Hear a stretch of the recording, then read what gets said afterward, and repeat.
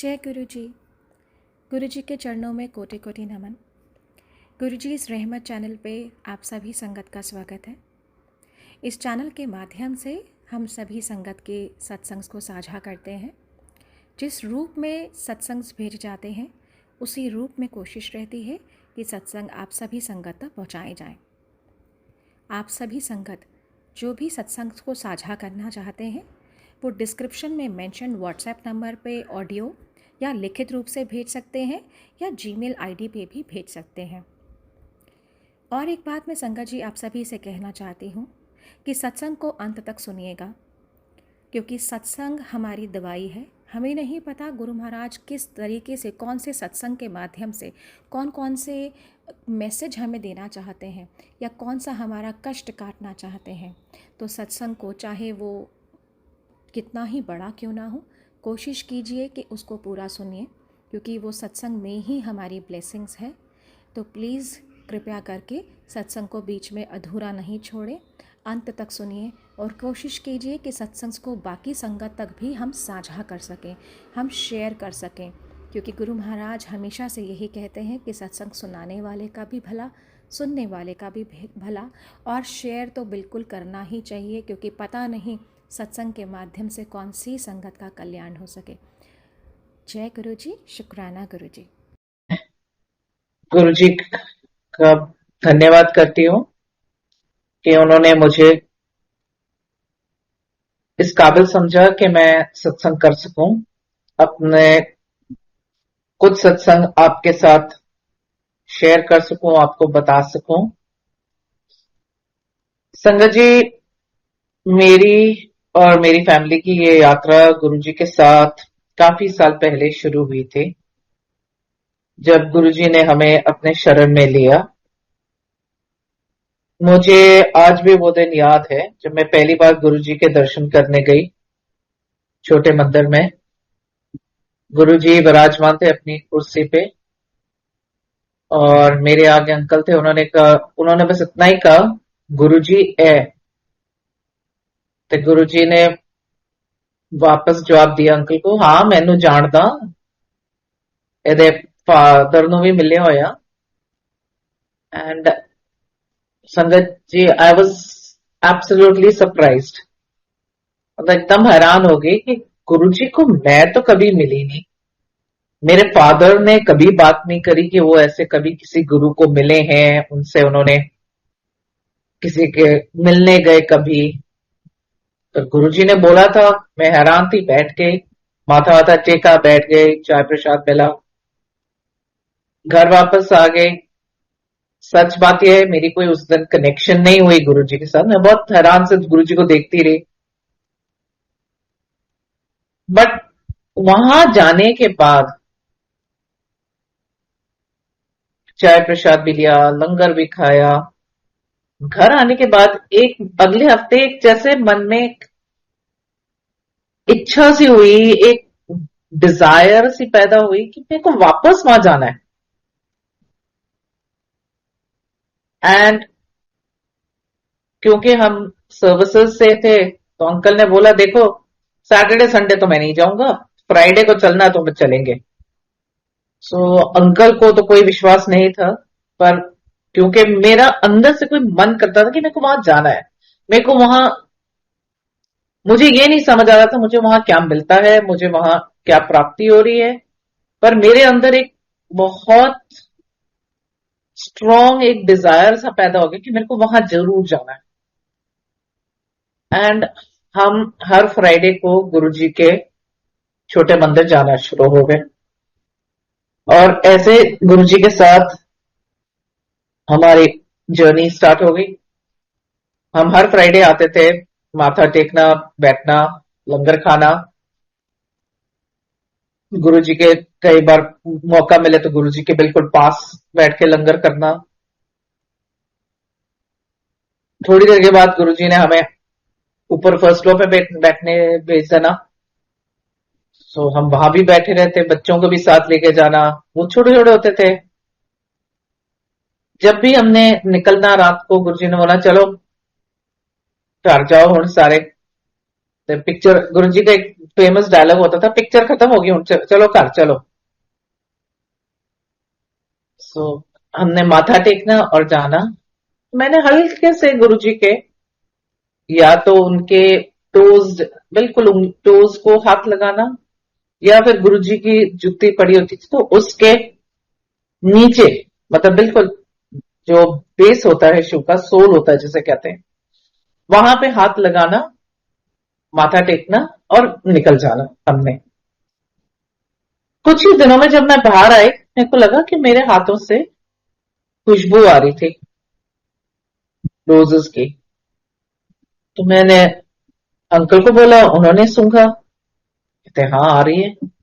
मैंने कहा मैंने तो कोई ऐसी क्रीम नहीं लगाई, कुछ नहीं लगाया घर में, माँ मेरे पास है ऐसे कुछ, और पहले तो थी नहीं। मैंने जैसे गुरुजी के चरणों को लगाया या उनके शू को लगाया हाथ, तो मेरे हाथों से ये आ रही है खुशबू। तब सिंगला अंकल भी होते थे, उन्होंने भी देखा, कहते हाँ आंटी आपके हाथों से तो पक्का आ रही है।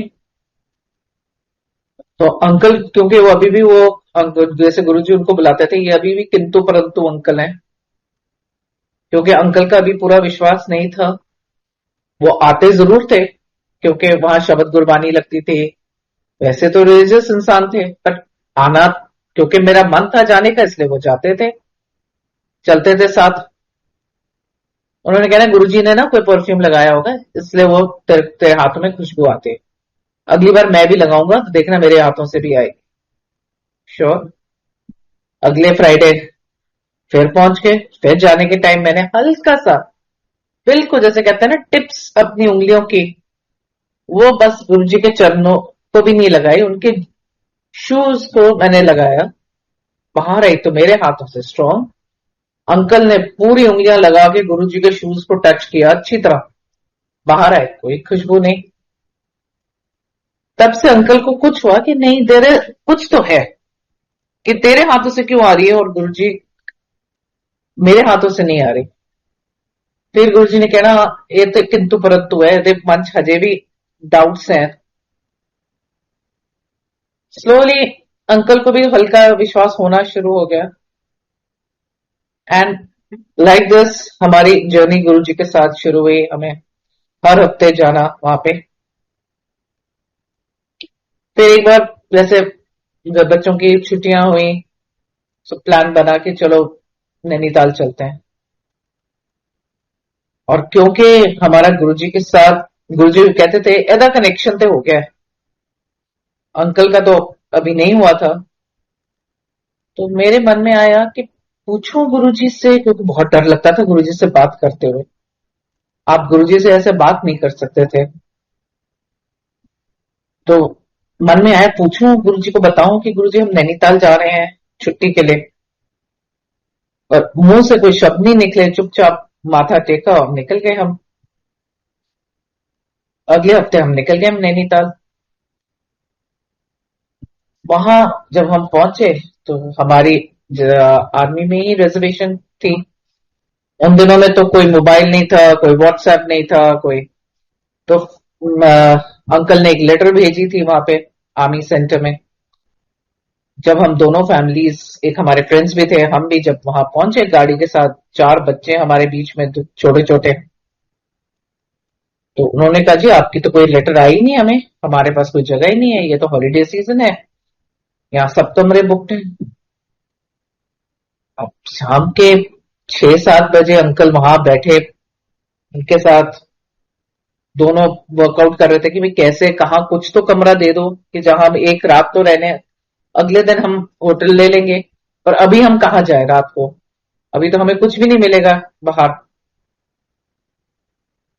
एकदम गुरुजी का ख्याल आया और मन में मैंने एक अरदास करी, मैंने कहा गुरुजी कुछ तो करो, अब ये चार बच्चों को लेके हम कहाँ जाएंगे नैनीताल में, हमें, और ये पीक सीजन है, सब लोग छुट्टियों में आए हुए हैं यहाँ पे, यहाँ हमें कौन से होटल में कहाँ जगह मिलेगी, कुछ तो करो गुरुजी।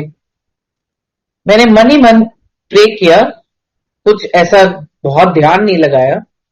बच्चे वहां खेल रहे थे, मैं अलग एक उनके वेटिंग एरिया में बैठी हुई।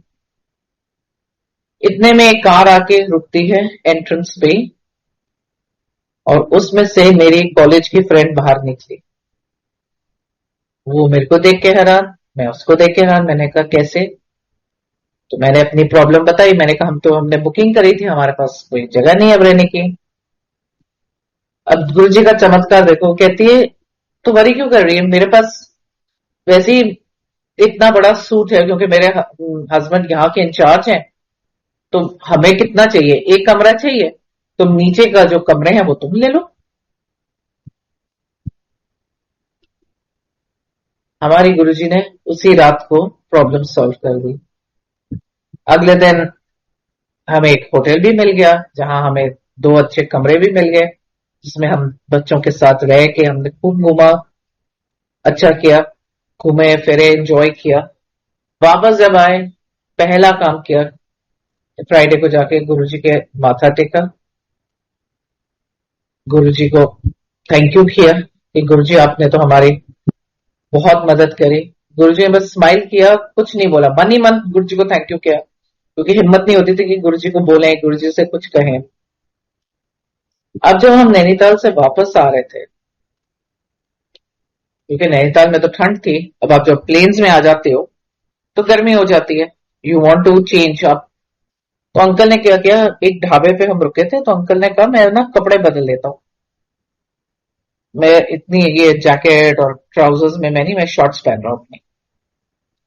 इन्होंने कपड़े बदली किए, हम दिल्ली आ गए, नॉर्मल वर्क हो गया। कुछ 15 दिन के बाद अंकल को मिलिट्री पुलिस से फोन आया। तो उन्होंने पूछा अंकल को आपका आई कार्ड कहाँ है? तो उसने कहा मेरे पास ही है, मेरा आई कार्ड कहाँ होगा? तो मैं बोला आप जरा आइए। अब जिसने फोन किया था वो अंकल को बहुत अच्छी तरह जानते थे। तो अंकल उनके पास गए, तो उन्होंने दिखाया एक एनवलप में अंकल का आई कार्ड, जिसके ऊपर सिर्फ इतना लिखा हुआ था, डिफेंस हेडक्वार्टर, अंकल का नाम और डिफेंस हेडक्वार्टर लिखा हुआ था, बस। क्योंकि जिसने भेजा था उसको कुछ पता नहीं था कि कहाँ ये जानी है, किसकी क्या है। अब ये गुरुजी का मिरेकल है कि वो लेटर किसी और को नहीं मिली, सीधी हेडक्वार्टर में आई उस इंसान के पास जो अंकल को बहुत अच्छी तरह जानते थे।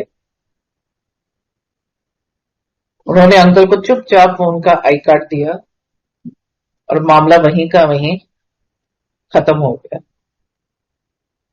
नहीं तो बहुत बड़ी इंक्वायरी हो सकती है कि बिकॉज डिफेंस ऑफिसर के लिए उसका आई कार्ड, उनका आई कार्ड गुमना is a very big issue, बहुत बड़ा क्राइम सा गिना जाता है।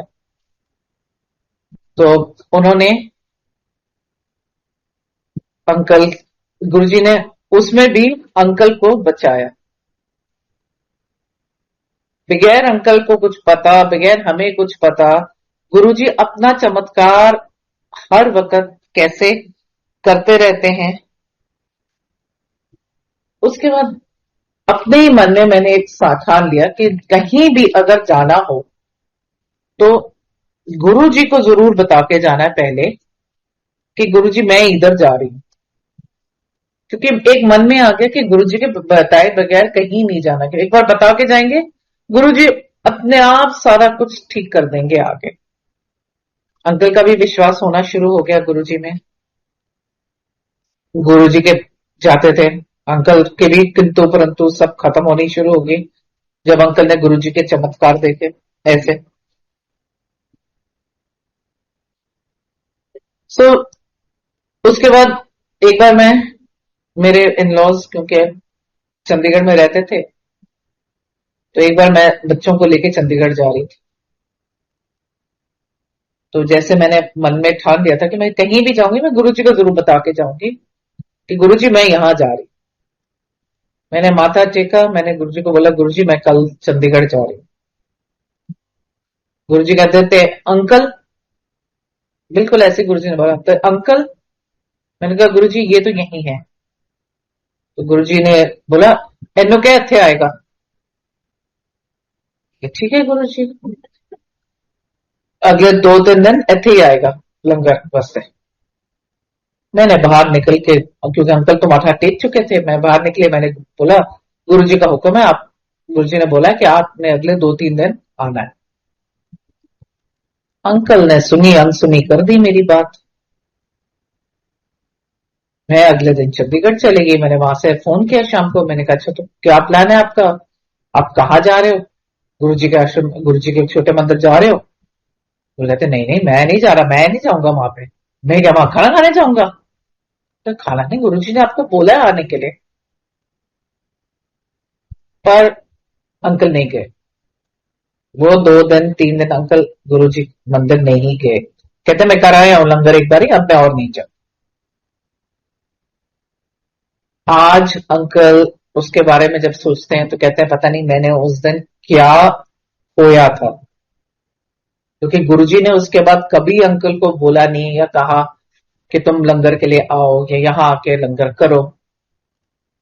पर उस दिन गुरुजी क्या ब्लेस करना चाहते थे अंकल को, वो क्या देना चाहते थे अंकल को, ना हमें पता है, वो सिर्फ गुरुजी जानते हैं वो क्या देना चाहते थे। तो जो भी था, शायद अंकल ने उसे खोया या गुरुजी ने बाद में अंकल को दिया, हमें उसका कोई ज्ञान नहीं है। पर इतना है कि अंकल ने अपनी मनमानी करी और वो नहीं की। एनीवे, मेरी बेटी की एडमिशन होनी थी स्कूल में, क्योंकि हम दिल्ली नए नए आए हुए थे। सो लाइक एवरी पेरेंट हम ट्राई कर रहे थे, हम गुरुजी के जाना शुरू हुए। मैंने नेवल स्कूल में तो करवा दी उसकी एडमिशन, पर मैं चाहती थी कि जहां मेरी बड़ी बेटी पढ़ती है, मेरी छोटी की भी वहीं एडमिशन हो। उसको एंट्रेंस टेस्ट दिलवाया, सब कुछ हुआ। और जैसे हर इंसान होपफुल मदर होती है कि भाई हाँ मैं गुरुजी के जाती हूँ, गुरुजी मेरा पक्का काम करेंगे, आई बिलीव कि गुरुजी मेरे को करके देंगे। जिस दिन रिजल्ट आया उस दिन फ्राइडे था और बेटी का नाम कहीं नहीं था। और हमने तो मंदिर जाना था उस दिन। हम गए मंदिर। मैं वहां बैठ के इतना रोई, इतना रोई। मैंने कहा गुरुजी आपने क्यों मेरे बच्चे की एडमिशन नहीं कराई? मैं कितनी देर से चाहती थी कि वो इस स्कूल में ही जाए, इसके साथ ही पढ़े, बड़ी वाले के साथ संस्कृति में। क्यों नहीं आपने कराई इसकी एडमिशन? और मैं वहां बैठी रो रही हूँ, रोती जा रही हूँ। ना गुरुजी ने मेरे तरफ देखा, ना गुरुजी ने मेरे को कुछ बोला, ना मेरे में हिम्मत हुई कि मैं गुरुजी से पूछूं कि गुरुजी आपने क्यों नहीं मेरी बेटी को करा। पर जैसे हम सब ह्यूमंस हैं, हमें सिर्फ जो अभी हमारी रिक्वायरमेंट है हमें वो ही दिखता है। हमें फ्यूचर का तो कुछ पता ही नहीं कि हमारे साथ क्या होने वाला है आगे, बच्चे की लाइफ में क्या होगा, बच्चे के साथ क्या होना है, हमें कुछ नहीं। पर गुरुजी तो अंतर्यामी थे, उन्हें तो फ्यूचर पता ही था। और क्योंकि गुरुजी को फ्यूचर पता था, इसलिए उन्होंने संस्कृति में उसकी करवाई नहीं एडमिशन। जैसे ही ये 7th में आई, 7th पास हुआ, 8th में गुरुजी ने इसको हॉस्टल भेज दिया। 8th खत्म हुआ, 9th में इसको हॉस्टल भेज दिया गुरुजी ने। और हॉस्टल जाने के बाद ये बच्ची इतनी फ्लरिश करी, इसको गुरुजी ने नेशनल्स खिलवाए।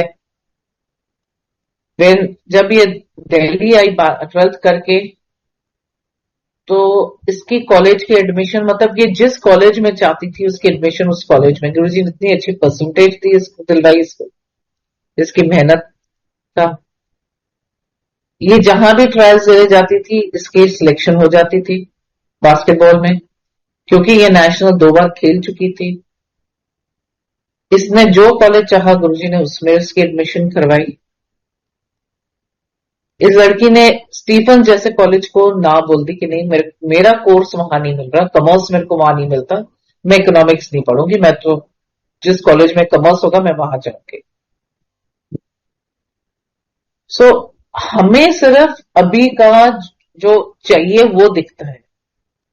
अगर गुरुजी इसकी एडमिशन करवा देते उस स्कूल के अंदर, तो I don't know, may be इसको कभी इसको कॉलेज मिलना, ये किसकी कुछ और ही होता।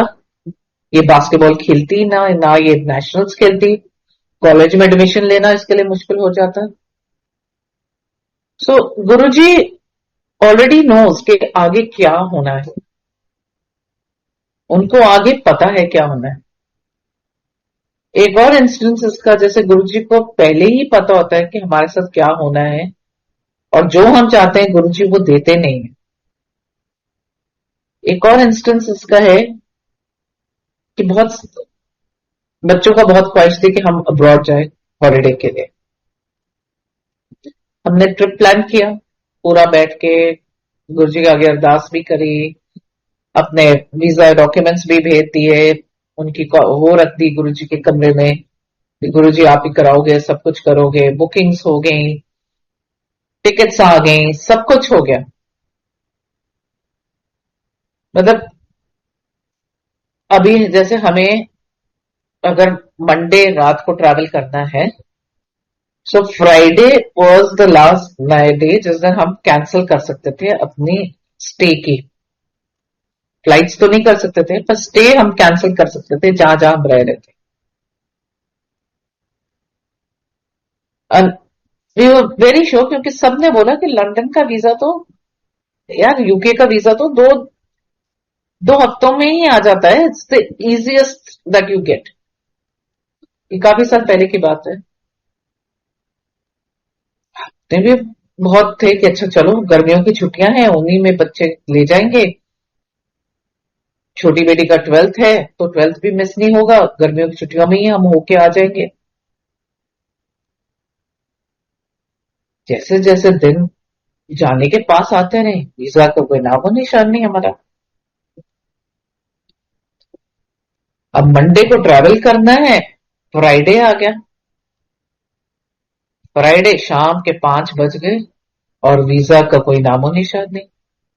1 महीना हो गया था वीजा हमारा आया ही। अब बात करें तो किससे करें। मंडे रात को फ्लाइट थी, तो अंकल ने डिसीजन लिया कि देखो अब मंडे की तो सुबह वेट नहीं कर सकते, कि मैं कैंसिल कर रहा हूं सारी बुकिंग्स।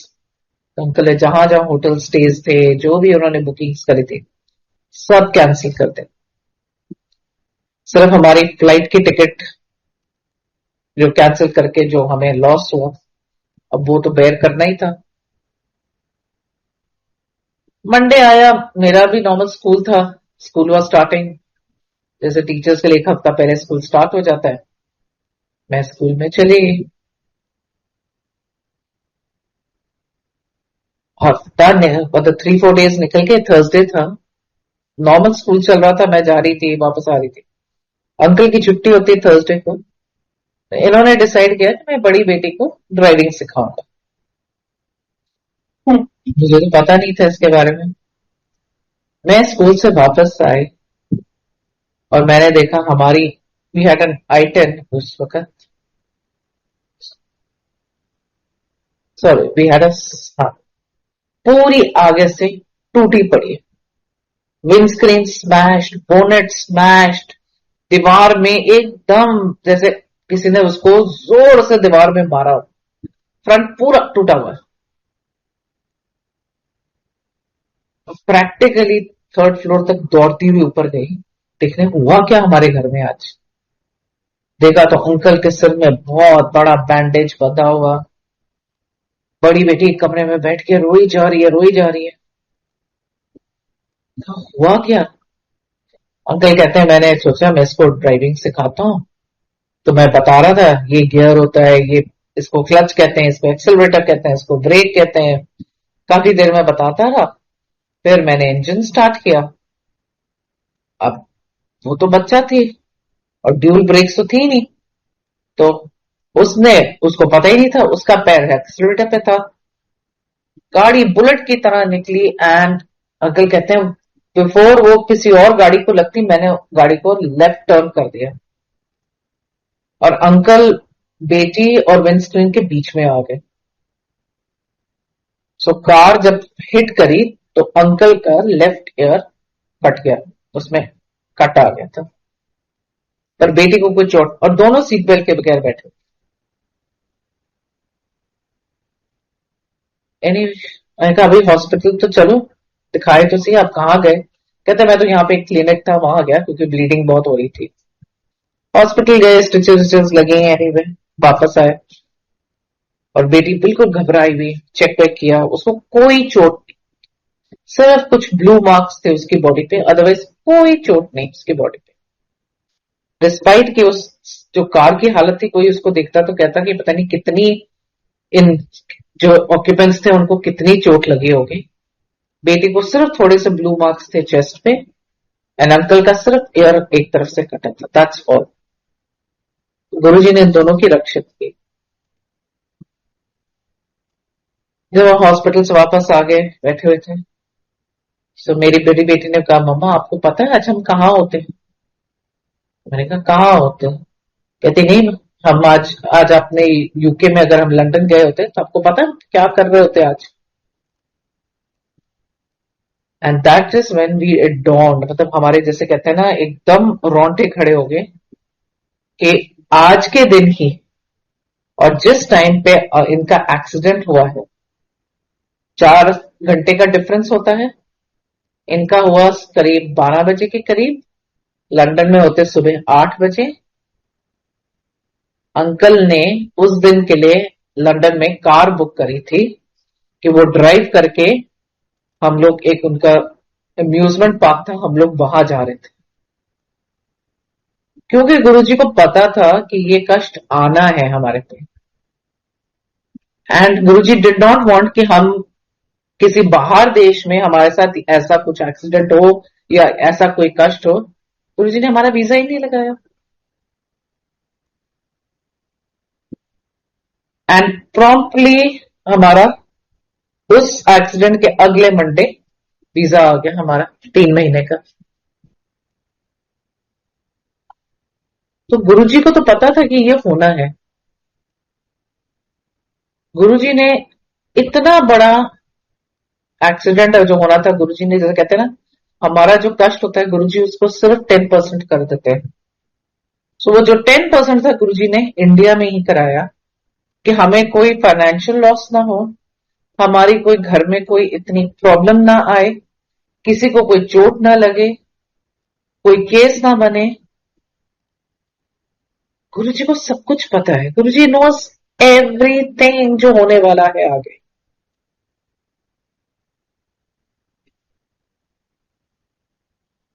अनदर इंसिडेंट,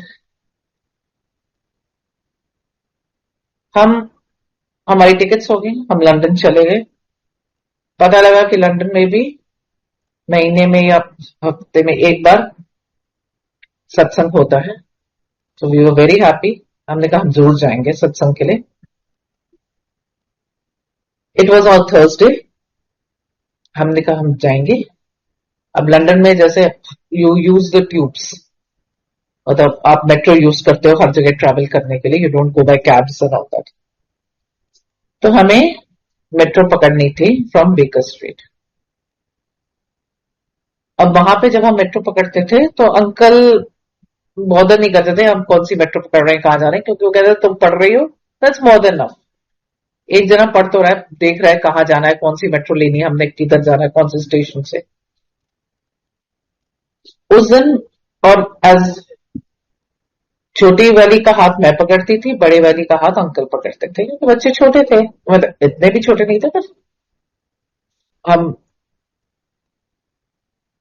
उस शाम को एज वी वर, हम बेकर स्ट्रीट स्टेशन से उतर रहे थे। अंकल कहते हैं मैं पूछ लेता हूँ, ये जा रही है फिंचले रोड ट्रेन? देखो पूछने की क्या बात है, लिखा हुआ है ये ट्यूब जाएगी फिंचले रोड, पीछे से आ रही है फिंचले रोड जाएगी। अंकल ने मेरी सुनी नहीं। वहां पे एक लड़की बैठी हुई थी। नॉर्मली लंदन स्टेशन पे कोई बैठा नहीं होता, कोई जगह ही नहीं होती। वो थोड़ा सा एक पिलर के साथ थोड़ी सी जगह थी, तो वो वहां बैठ के अपने मोबाइल पे कुछ कर रही थी। तो अंकल ने उसको जाके पूछा कि will this go to Finchley road? उस लड़की ने हाँ नहीं बोली, ना नहीं बोली, कुछ नहीं बोला। मैंने कहा पूछने की क्या जरूरत है, उसने जवाब दिया आपको? नहीं, मैं आ गई ट्यूब। अंकल ने फिर जो एक अंदर खड़ा था इंसान, उससे पूछा will this go to Finchley road? उसने बोला यस। अंकल चढ़ गए, मैंने भी सुना। मैंने छोटी बेटी को चढ़ाया और मैं खुद चढ़ गई। और जैसे ही हमने टर्न किया, डोर्स बंद हो गई। देखा कि बड़ी बेटी तो स्टेशन पे ही रह गई और हम तीनों ट्रेन के अंदर, ट्यूब के अंदर। तो जैसे पैरों के नीचे से धरती खिसक गई। ये क्या हो गया? अंकल भी इतने पैनिक में, हम कि ये क्या कर दिया, अब क्या होगा? उसको तो हमने वहीं छोड़ दिया। और वो, वी कुड सी, वो रो ही जा रही है वहां खड़ी हुई, बड़ी वाली। तो क्या कहते हैं, मैं नेक्स्ट स्टेशन में उतर के वापस जा रहा हूँ और मैं उसको लेके आता हूँ। मैं ठीक है, मैंने कहा हम सीधा जा रहे हैं फिंचले रोड, हम वहीं जाके आपकी वेट करेंगे, हम बीच में कहीं नहीं रुक रहे। मैं और मेरी छोटी बेटी हम फिंचले रोड चले गए। अंकल वहां से निकले, वापस गए। जब वो वापस वहां पहुंचे उसी प्लेटफॉर्म पे, बेटी कहीं नहीं थी। वो और घबराए, वो गई तो कहाँ गई। वहां पे उन्होंने, वहां पे तो पुलिस भी नहीं होती, there is no one there. उनके ट्यूब स्टेशन पे कोई नहीं होता। अंकल ने किसी को पूछा, उन्होंने कहा जी वी हैव नो आइडिया। इसे बट हमारे सारे रिकॉर्डेड होते हैं, आपको ऊपर जाके रिकॉर्डिंग देखनी पड़ेगी। अंकल वापस ऊपर गए उनके जो टॉप पे, वहां पे ही स्पोक टू द ऑफिशियल्स। मेरी डॉटर थी, वो पता नहीं कहाँ गई, she is not there any more. I got in tube, हाथ छूट गया, वो पीछे रह गई। उन्होंने कहा will show you the recording but it take time, एकदम ऐसे तो इमीडिएट रिकॉर्डिंग नहीं मिलती है। और मैं वहां से फोन कर रही हूँ, कुछ पता लगा क्या हुआ बेटी के बारे में, कुछ नहीं। मैं और छोटी बेटी बैठे हुए थे। दो, एक या दो ट्रेन निकली, सडनली एक ट्रेन आई, एंड मैं देख रही हूँ मेरी बड़ी बेटी वॉक करते हुए मेरी तरफ आ रही है। तो आंसू ही ना बंद हो, देखो बेटा आप कैसे पहुंचे। तो बड़ी बेटी ने बताया कि मम्मा जब आपकी तो ट्यूब निकल गई, कहती मेरे पास गुरुजी का लॉकेट था, मैंने लॉकेट पकड़ के बोला गुरुजी प्लीज मेरी मदद करो, मेरी मदद करो, गुरुजी मेरे को बचा लो प्लीज, अब मैं क्या करूंगी। कहते वहां पे वो जो लड़की बैठी हुई थी, जिसको अंकल ने पूछा था कि ये फिंचले रोड जाती है, उसने, वो खड़ी हुई, उसने बोला don't cry, I know where your parents have gone, I will take you there. उसने नेक्स्ट ट्यूब में मेरी बेटी को खुद साथ में बिठाया और उसको फिंचले रोड तक लेके आई।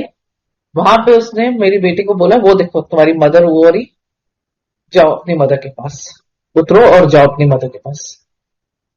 देखा, पर उसने तो हमारी तरफ देखा भी नहीं बेटे। मैंने कहा वो लड़की ने तो हमारे को एक बारी भी हमारी तरफ शक्ल नहीं उठाई, वो तो सारा टाइम अपने मोबाइल पे लगी हुई थी। उसने तो ऊपर देखा भी नहीं हम कौन थे, क्या कौन थे।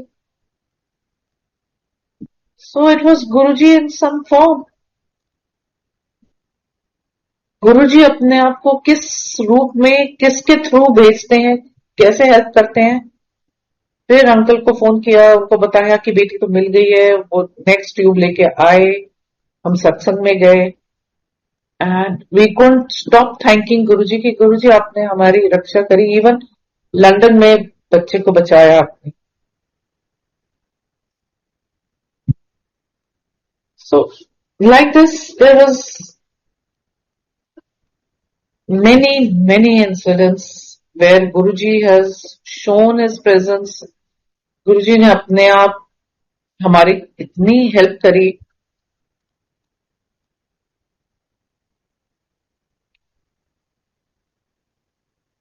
अब जैसे मैंने आपको बताया कि मेरी छोटी बेटी की एडमिशन हुई थी हॉस्टल में, एक बार उसके ब्रेक हो रही थी, जो उसके एनुअल डे के बाद ब्रेक थी। तो अंकल ने कहा मैं जाके ले आता हूँ, क्योंकि बड़ी बेटी के 12th चल रहा था। इसे तुम यहाँ रहो, मैं जाके छोटी वाली को ले आता हूँ। ठीक है, अंकल चंडीगढ़ गए, वहां से उन्होंने कार ली, फैमिली की कार थी, वो ली। उसमें कोई कैसेट नहीं था गुरुजी के शब्द का। तो अंकल, वहां पे कोई सूफी कैसेट था तो अंकल ने वो लगा लिया, क्योंकि गुरुजी के वहां पे सूफी गाने भी लगते थे। तो उसमें आता था, वो जैसे मतलब गुरुजी को याद करते हुए अपनी गाड़ी चला रहे थे, बड़े आराम से चल रहे थे। अब चंडीगढ़ से जब आप शिमला की तरफ जाओ तो बीच में अ, एक सबाटू जाने को डायवर्जन आता है। वहां तक तो रोड्स ठीक थी, पर एक हिल की बस अंकल के आगे चल रही थी, जो बसेस छोटी वाली चलती हैं हिल्स में। पीछे इनके एक ब्लैक स्कॉर्पियो थी, और अंकल ये तीनों एक जैसे कहते हैं ना, इकट्ठे ही मूव कर रहे थे। जब सब ऑटो के लिए लेफ्ट टर्न किया तो तीनों ने ही टर्न कर रहे लेफ्ट। एक पॉइंट पे वो बस वाले ने अंकल को इशारा करा कि तुम ओवरटेक कर लो। अब आप किसी व्हीकल को ओवरटेक करने लगते हो तो you do increase your speed. आपकी स्पीड उतनी तो रहती नहीं है। अंकल ने स्पीड बढ़ाई, और जैसे ही अंकल ने स्पीड बढ़ाई, उनको देखा सामने की तरफ से एक ट्रक आ रहा है। अंकल ने गाड़ी का स्टीयरिंग पूरा लेफ्ट में घुमाया, एंड ही ब्लैक। नेक्स्ट जब उनकी आंख खुली तो गाड़ी बड़े आराम से धीरे धीरे 5 किलोमीटर की स्पीड पे left hand side of the road पे चलती जा रही थी।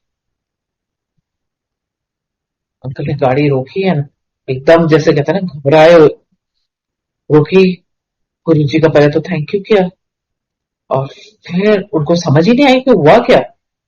कि मैं, वो तो ट्रक सामने से आ रहा था, बस इधर थी, तो मैं इधर कैसे पहुंचा, क्योंकि लेफ्ट हैंड साइड में उनकी खाई थी, और बिल्कुल खाई के साथ साथ वो आराम से गाड़ी चल रही है 5 किलोमीटर की स्पीड पे। एनीवे उन्होंने रोक के गुरु जी का थैंक यू किया, फिर और भी धीरे, कहते मैं तो और भी धीरे हो गया। मैं बेटी के स्कूल गया। जैसे ही वो बेटी के स्कूल पहुंचे, उन्होंने गाड़ी लगाई, तो उन्होंने गाड़ी, वही स्कॉर्पियो जो पीछे थी इनके, उसके साइड में जाके उन्होंने अपनी गाड़ी लगाई। वो भी स्कूल जा रहे थे बेटी के। हॉस्टल था तो वो भी वहां के थे। तो जैसे अंकल ने पार्क किया तो वो ड्राइवर वहां से निकला। उन्होंने कहा आपको आज तो भगवान ने बचा लिया। तो अंकल ने कहा हाँ बिल्कुल, भगवान ने ही बचाया, मुझे पता है। इसे नहीं जी, आप नहीं जानते, आज तो पक्का ही भगवान ने बचाया। अंकल ने रुक के पूछा क्यों, कैसे कहते हो? कहते जब आपने गाड़ी लेफ्ट में घुमाई तो आपकी गाड़ी के दोनों पहिए हवा में थे। अंकल ने उसको पूछा क्या गाड़ी के दोनों पहिए? हाँ। इसे हाँ जी, गाड़ी आपकी हवा में थी, आपकी गाड़ी जमीन सड़क पे नहीं थी। तब अंकल को रियलाइज हुआ कि ये तो वाकई गुरुजी ने कोई चमत्कार किया, क्योंकि मैं तो ऐसी कोई स्पीड पे था नहीं जिससे मेरी गाड़ी के दोनों पहिए हवा में हो, या मैंने कोई ऐसा कोई टर्न नहीं लिया जिससे मेरी गाड़ी हवा में उठे। एनीवे अंकल वापस आ गया, उन्होंने बताया, हमने शुक्राना किया गुरु जी का।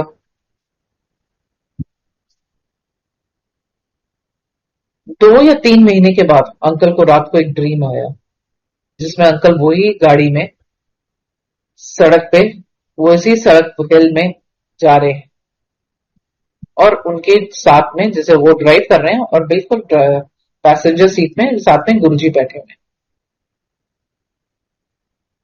और थोड़ी देर के बाद गुरुजी अंकल को कहते हैं कि चल मैनू गड्डी दे दे। So Guruji starts driving the car, and uncle is sitting in the passenger seat.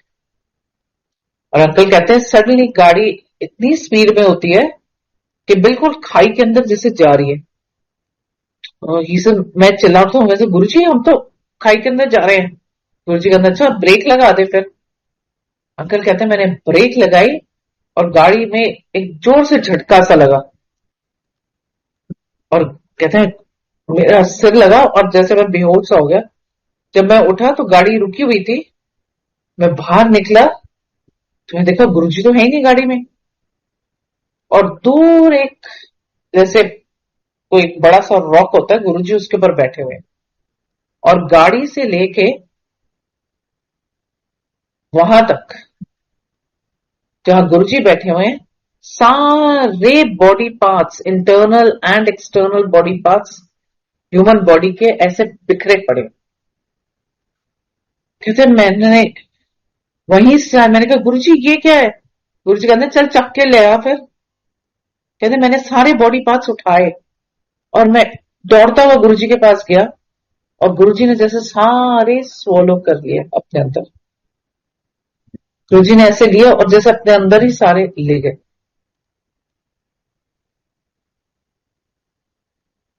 Guruji, uncle की नींद खुली, he was really shaken up, जैसे तो मैंने ये क्या सपना देखा है। फिर हमने बहुत लोगों से बात करी, मैंने कहा ये क्या सपना था जो गुरुजी ने।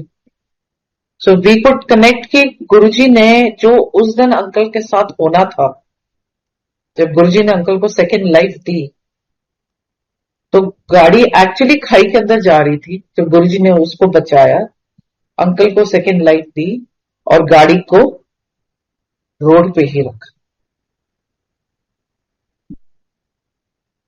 सो विन बोलिया सब कुछ जानता, ही नोज एवरीथिंग।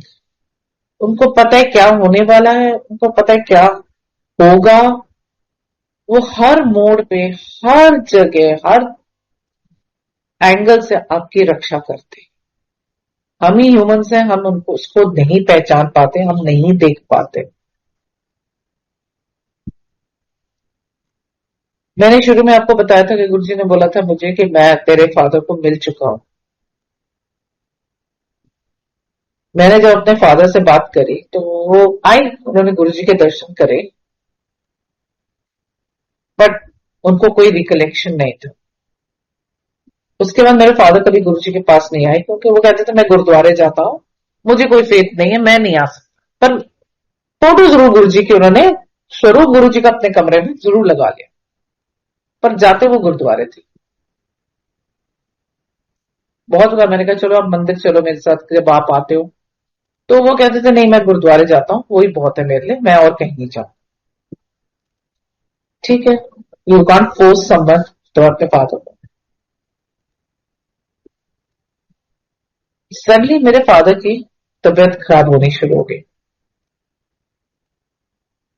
सो मैं, मेरी सिस्टर उनके साथ थी, उसने देखभाल करी। फिर पापा ठीक हो गए, हॉस्पिटल से घर भी आ गए, चंडीगढ़ में थे। तो एक दिन ऐसी बात हो रही थी और मेरी मदर फोन पे रोना शुरू हो गई। क्या हो गया? कहती पापा उठिए और गिर पड़े कुर्सी से। मैंने कहा पापा आप ऐसे करो, आप दिल्ली आ जाओ मेरे पास, कुछ देर के लिए आ जाओ, 15-20 दिन के लिए यहां रह लो, देख लेते हैं। उनके सॉल्ट लेवल्स गिर जाते थे,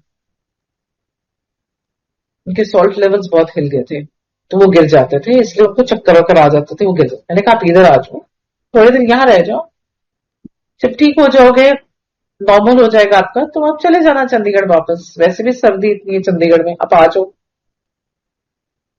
पता नहीं कैसे पापा मान गए, कहते अच्छा मैं आ जाता हूँ। मैंने कहा मैं आपकी टिकट बुक करा देती हूँ। अब फ्राइडे को जनरली चंडीगढ़ से दिल्ली आना हो तो शताब्दी में टिकट्स नहीं मिलती हैं। मैंने चेक किया, श्योर इनफ कोई थी नहीं।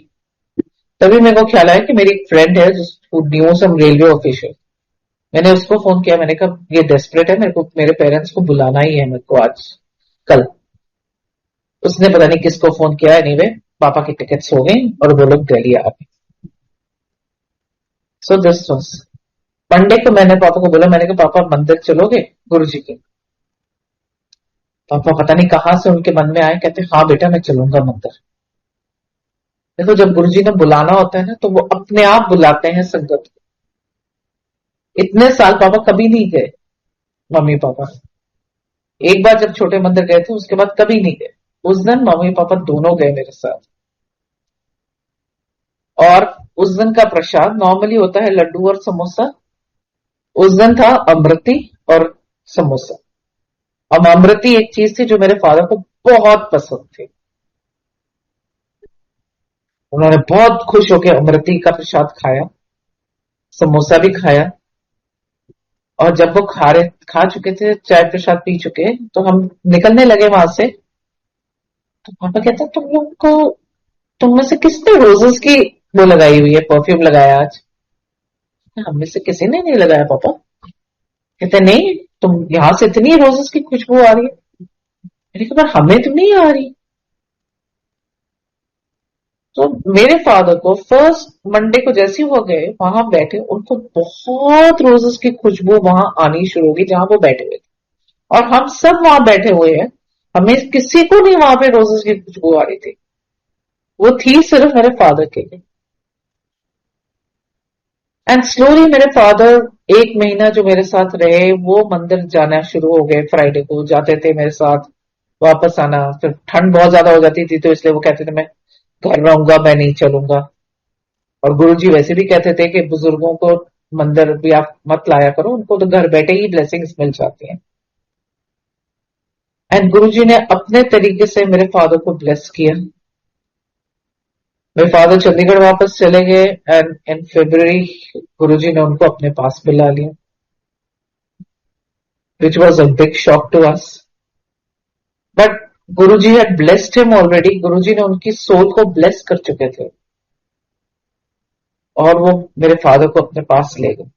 अब मेरी mother is paralyse left side, so she was very dependent on my father.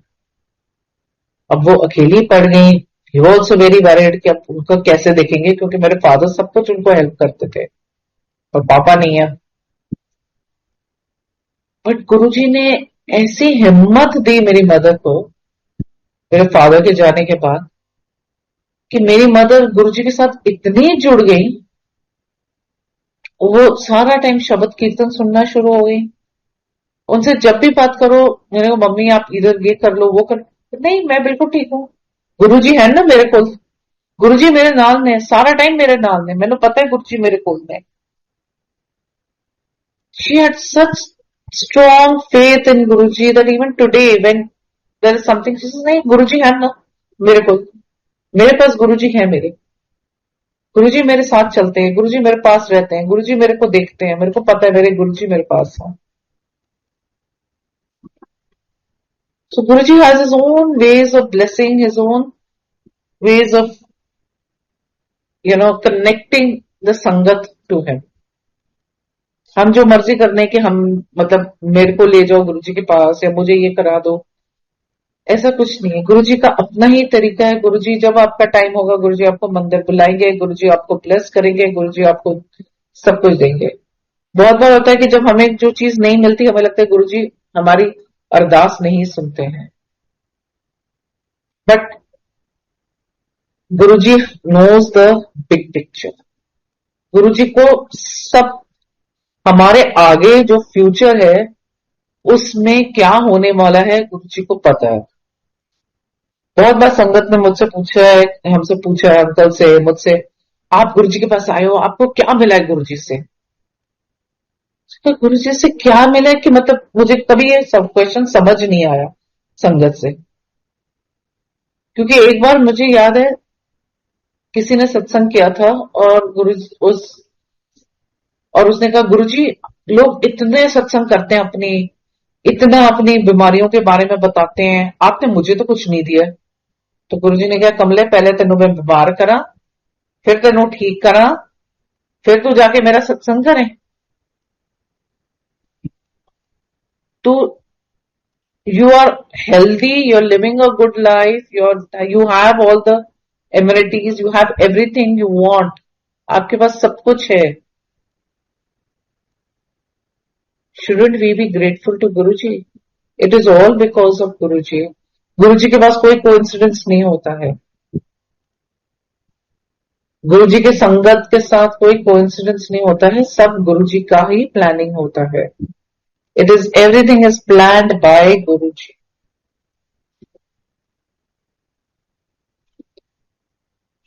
He is the only one who gives us, who sing. So ऐसे इनन्यूमरेबल इंस्टेंसेस हैं, इनन्यूमरेबल, अनगिनत, हर दिन के, हर रोज के इंसिडेंट्स हैं जहां हम कुछ चाहते हैं पर गुरुजी हमें वो नहीं देते हैं। And finally what we get, we realise कि गुरुजी न्यू, गुरुजी को पता था कि हम इस इंस्टेंस में या इस जगह पे हम नहीं रह सकते, ये हमारे लिए ठीक नहीं था, इसलिए गुरुजी ने नहीं दिया। तो जैसे मैंने पहले भी कहा था कि हमारा जो भी कष्ट होता है, गुरुजी जो 90% कष्ट होता है, गुरुजी उसको रिड्यूस करके सिर्फ 10% देते हैं। कष्ट तो हमें करने ही पड़ेंगे, बेयर करने ही पड़ेंगे, पर इतने बड़े को गुरुजी थोड़ा करके हमें दे देते हैं। सो इफ यू, अगर आपका कोई एक्सीडेंट होता है या आपकी कोई चोट लगती है या कुछ, आप ये सोचिए कि इससे बड़ा कितना बड़ा होता है ये। एक मेरे को याद आया, जस्ट ये कोविड का टाइम था, पूरी फैमिली जैसे सब लोग घर के अंदर बंद थे हम लोग, तो वी हैव, हमारे घर में एक बहुत बड़ा ग्लास का टेबल था, सेंटर टेबल, एक ही ग्लास से बना हुआ था। मैं और मेरी दोनों बेटियां, हम लोग उसके ऊपर बैठ के गेम खेलते थे, वो बोर्ड गेम, स्क्रैबल नाम की एक बोर्ड गेम होती है, हम वो खेलते थे उसके ऊपर बैठ के। हर रोज रात को और कोई काम तो होता नहीं था, तो चलो शाम को बैठ के वही गेम खेल लेते, फिर डिनर खाएंगे। उस दिन शाम को भी हम बैठे हुए थे, और मेरी बेटी वो टेबल के नीचे अपनी लेग्स करके आराम से मतलब जमीन पे बैठ जाती थी। आज भी वो शाम मुझे याद है, ये छोटी वाली उठ के सोफे पे जाके बैठी, मैं और बड़ी वाली सोफे, हम अलग चेयर्स पे बैठे हुए थे, तो ये नीचे से उठी जमीन से, और जैसे ही ये सोफे पे बैठी, वो पूरा का पूरा ग्लास टेबल अपने आप ही क्रैश कर गया। It shattered, it broke into million pieces, इतने बड़े धमाके के साथ कि हम लोग सब हैरान हो गए कि हुआ क्या, क्योंकि ना उसपे कोई वेट था, ना उसपे कुछ था, ना उसमें कोई क्रैक्स थी, ना कुछ था, वो अपने आप क्रैक कर गया। एंड अगर वो बैठी होती तो उसके लेग्स के ऊपर अगर क्रैक करता तो उसको पता नहीं कितनी बड़ी इंजरी हो जानी थी। और जैसे ही वो उठ के ऊपर उठ के बैठी है, टेबल अपने आप क्रैक कर गया और क्रैश आउट हो गया, क्रैश कर गया। It broke into million pieces, Guruji saved her even then. So हर छोटी छोटी चीज में Guruji is always there, he is always helping us. So there is nothing that is a coincidence. It is all because Guruji had to save us. Guruji is protecting us all the time. तो संगत जी काफी लंबा हो गया ये सत्संग, I can make out. So thank you Guruji, but I would like everyone to remember कि गुरुजी के पास कोई चीज कोइंसिडेंस नहीं है, वो ही हमारी जिंदगी के निर्माण करते हैं। That means he is a framer, and he is, he charters the ship of our life, वही हमारी जिंदगी को चला रहे हैं। Thank you Guruji, thank you for making me do this satsang, thank you so much, thank you sangat ji.